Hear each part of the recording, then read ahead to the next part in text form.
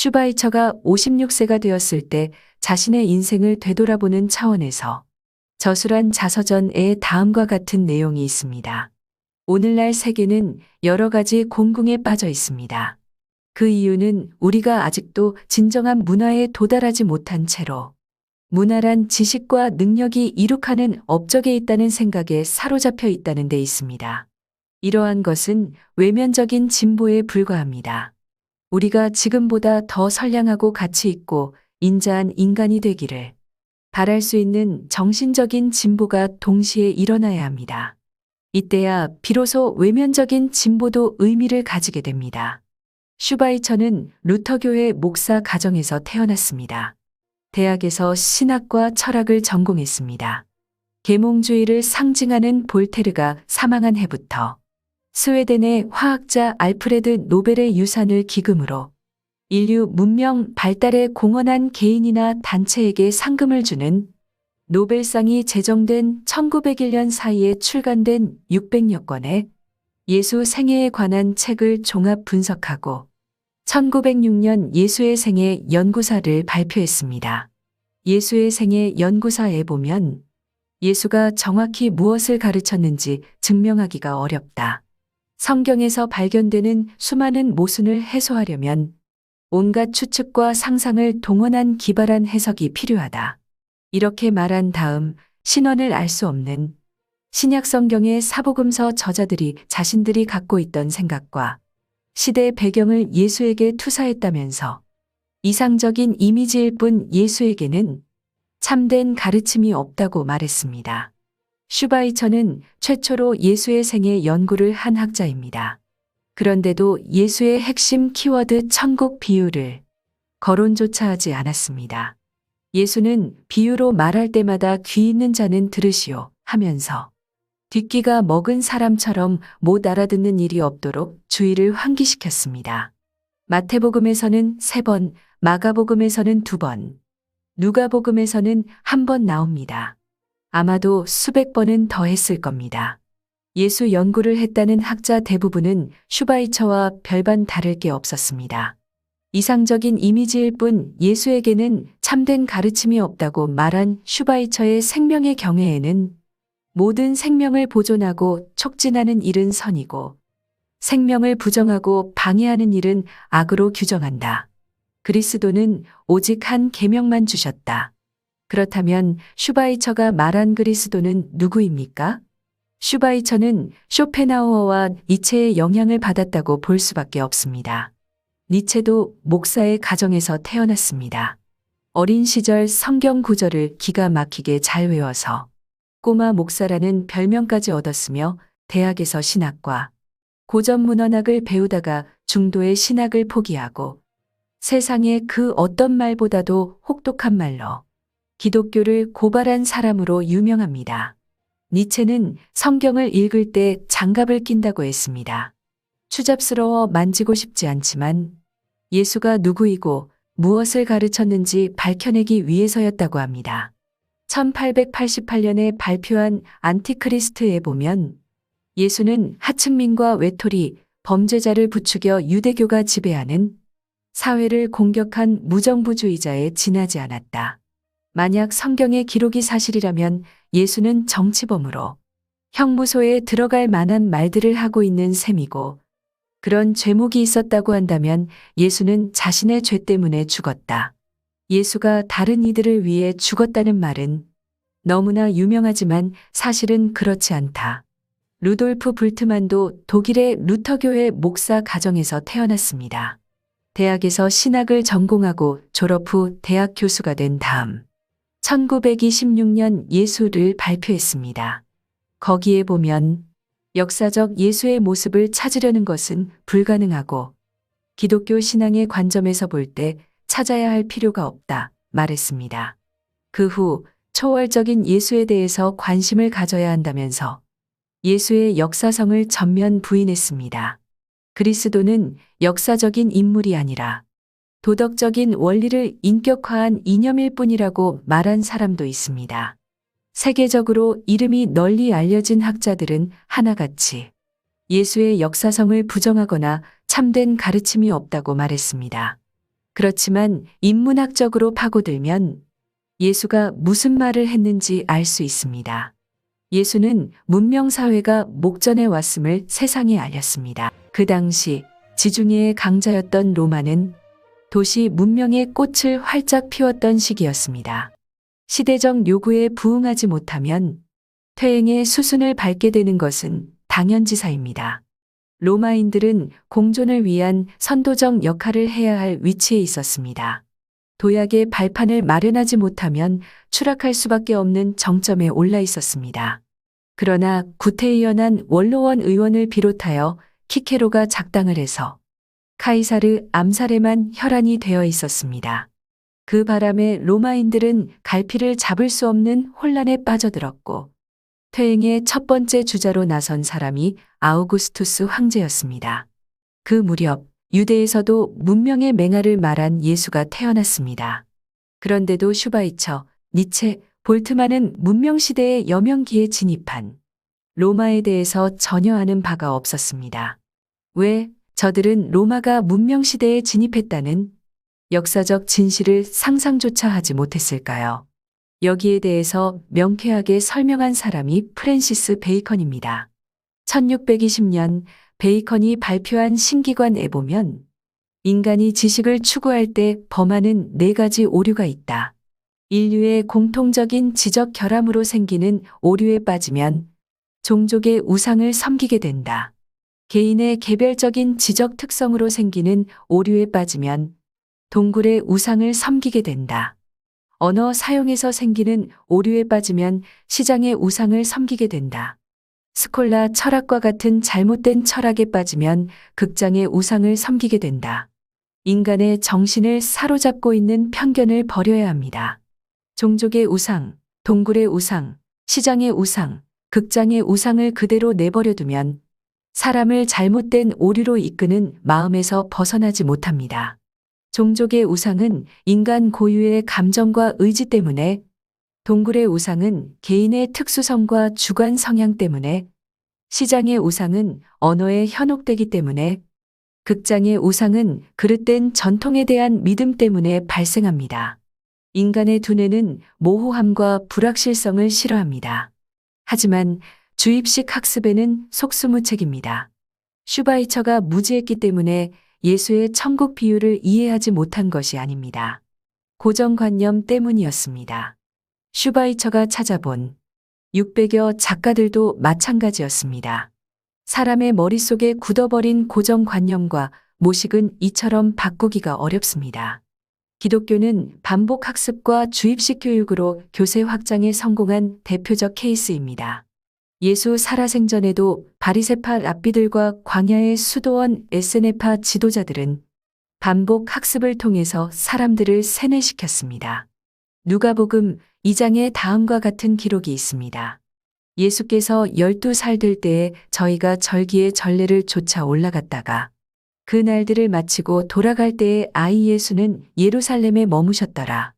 그 부모는 이를 알지 못하고 동행 중에 있는 줄로 생각하고 하룻길을 간 후 친족과 아는 자 중에서 찻때 만나지 못하매 찾으면서 예루살렘에 돌아갔더니 사흘 후에 성전에서 만난즉 그가 선생들 중에 앉아 저희에게 듣기도 하시며 묻기도 하시니 듣는 자가 다 그 지혜와 대답을 기이히 여기더라.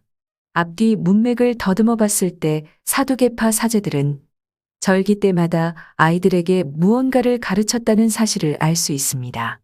그 자리에서 어린 예수의 지혜가 뛰어났음도 알 수 있습니다. 사두개인들은 젖과 꿀이 흐르는 가나안을 찾아 나선 아브라함 후예답게 지상낙원에 대한 소망을 이어가는 정통파 유대인들이었습니다. 대다수 유대인들은 아무리 고단한 삶을 살더라도 생명을 포기하지 않습니다. 자살을 죄악으로 여기면서 영혼 따위로 위로받을 생각을 하지 않습니다. 죽어서 간다는 사후 세계도 인정하지 않습니다. 오직 현세가 중요하다면서 생명에 대한 특별한 믿음을 가진 사람들입니다. 사두개파 사제들은 반복 학습을 통해서 주입식으로 사람들을 세뇌시키지 않았습니다. 무엇이 진실인지 분별할 수 있도록 가르친 다음 스스로 깨닫게 했습니다. 갈릴리로 돌아간 12살 예수도 자연을 관찰하면서 삶의 지혜를 얻고 역사적 현실에 대한 깊은 통찰력과 시대를 예견하는 해안을 갖게 되었다고 볼 수 있습니다. 아주 작은 겨자씨 속에도 생존에 필요한 에너지와 정보가 들어있다는 사실을 깨닫는 순간, 우리도 예수와 같은 생각을 하게 됩니다. 이와 같은 사실을 입증할 증거가 마태복음 12장에 있습니다. 예수께서 이 모든 비유를 마치신 후에 거기를 떠나서 고향으로 돌아가 저희 회당에서 가르치시니 저희가 놀라 가로되 이 사람의 이 지혜와 이런 능력이 어디서 났느냐? 이는 그 목수의 아들이 아니냐? 그 모친은 마리아, 그 형제들은 야고보, 요셉, 시몬, 유다라 하지 않느냐? 그 누이들은 다 우리와 함께 있지 아니하냐? 그런즉 이 사람의 이 모든 것이 어디서 났느냐? 이처럼 예수는 자연을 관찰하고는 삶의 지혜를 가르치는 진정한 스승이 되었습니다. 그러나 바리새파 랍비들은 고루한 고정관념에 사로잡혀 있었습니다. 바리새인들은 하스몬 왕조 시절 2번에 걸쳐 심신이 허약한 왕 베우에서 국정을 좌지우지한 전력이 있습니다. 예루살렘에 회당이 없었던 바리새인들은 시온산 정상에서 모임을 갖곤 했습니다. 2,000명에 달하는 사람들이 모여서 존재감을 과시했습니다. 그 모습이 바람직하지 않다고 생각한 헤롯이 시온산 중턱에 하스몬 궁궐이 있는데도 정상에 궁궐을 또 짓고 한 동을 바리새인들에게 주었습니다. 가까이 두고 감시하려는 의도였습니다. 예수는 문명사회의 여명기에 살았던 선각자였습니다. 아침에 하늘이 붉고 흐리면 날씨가 굳겠다. 천기는 분별할 줄 알면서 시대의 표적은 분별할 수 없느냐? 예수가 한 말입니다. 바리새파 랍비들은 사두개파 사제들이 주관하는 유월절 축제 행사에 동참할 수 없었습니다. 그래서 공부하는 것이 사실상 제사하는 방법이다. 배우는 일에 게을리하지 말라. 이렇게 말하면서 학습을 권장하고 구제와 자선을 최고의 미덕으로 가르쳤습니다. 바리새파 최고 지도자 힐렐은 많은 자선이 평화를 가져온다고 말했습니다. 그 말이 유행처럼 번지기 시작하면서 겉옷을 달라는 자에게 속옷까지 벗어주라. 내 소유를 팔아 가난한 자들에게 주라. 그리하면 하늘에서 보화가 있으리라. 낙타가 바늘길을 통과할 수 없듯이 부자는 천국에 들어갈 수 없다. 이처럼 우스꽝스럽고 언어적 유희에 불과한 말들이 시중에 나돌면서 자기 재산을 몽땅 자선사업에 쓰고 알거지가 된 자들도 생겨났습니다. 그렇게 되니까 힐렐이 자기 재산의 5분의 1 이상은 자선에 쓰지 말라고 말을 바꾸었습니다. 그러면서도 계속해서 가난한 자들에게 복이 있다. 부자는 하늘나라에 들어갈 수 없다. 이처럼 말장난에 불과한 현학적인 표현이 잠언인 양 오늘날까지 전해지고 있습니다. 현대 문명사회의 교회에서 현학적인 표현을 잠언인양 가르치는 학습 또는 설교를 수수방관해서는 안 됩니다. 이것이야말로 현대 사회가 미개한 과거에 협박당하는 모양새이고 미래를 정확하게 예견할 수 없는 실수를 범하게 되는 겁니다. 예수가 당신들 믿음이 겨자씨만큼만 있으면 이 산을 명하여 여기서 저기로 옮기라 하여도 옮길 것이요. 또 못할 것이 없다. 고 말했습니다. 정신력의 무한 신뢰를 이런 식으로 표현했습니다. 예수가 말한 거듭난 표현도 자아 발견이었습니다. 니고데모는 말뜻을 알고 있었습니다. 그러면서도 늙은 사람이 어떻게 2번째 모태에 들어갔다가 출생할 수 있느냐? 능청을 떨었습니다. 그 후 니고데모와 랍비들은 예수를 볼 때마다 선엄적 열등의식에 빠지곤 했습니다. 선엄적 열등의식에 빠진 니고데모와 아리마대 요셉은 십자가상에서 죽은 예수의 시신을 동굴 무덤에 방치하면서 반문명적 만행을 자행했습니다. 문명 씨앗에 대해서 말한 예수를 흔적조차 남지 않게 지우려는 교활하고 지능적인 수법이었습니다.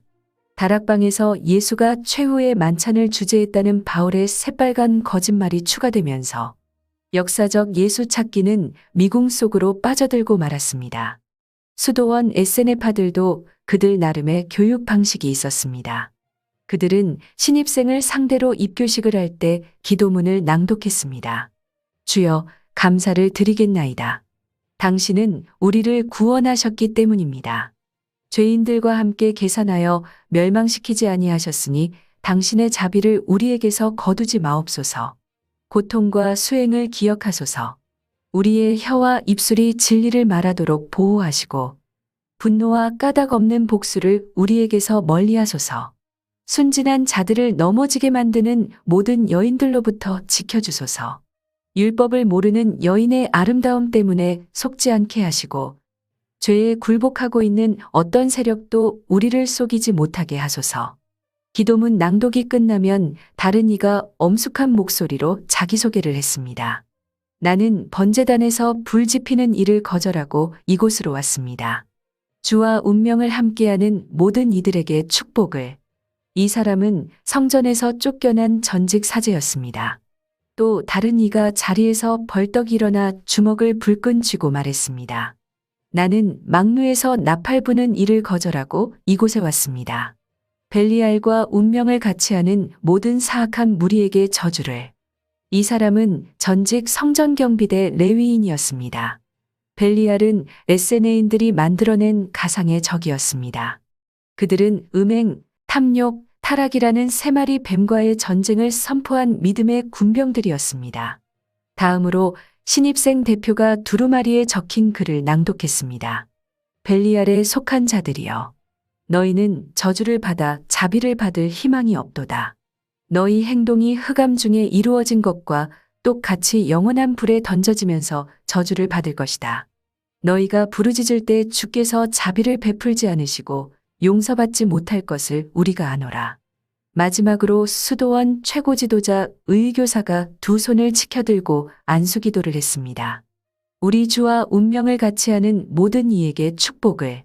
의교사는 말끝마다 내가 세상에 화평을 주러 온 줄로 생각지 말라. 화평이 아니고 검을 주러 왔노라 이렇게 말하면서 적개심을 고취시켰습니다. 수도원 에세네인들은 성전 무용론을 주장했고 부활한 그리스도 미신을 전파했으며 공동체를 위하여 종려나무만 가진 자들이었습니다. 에세네인들은 여자를 가까이 하지 않았으며 결혼도 하지 않았습니다. 그러면서도 명맥을 이어갈 수 있었던 것은 사내 아이들만 데리고 와서 필사생으로 양성했기 때문이었습니다.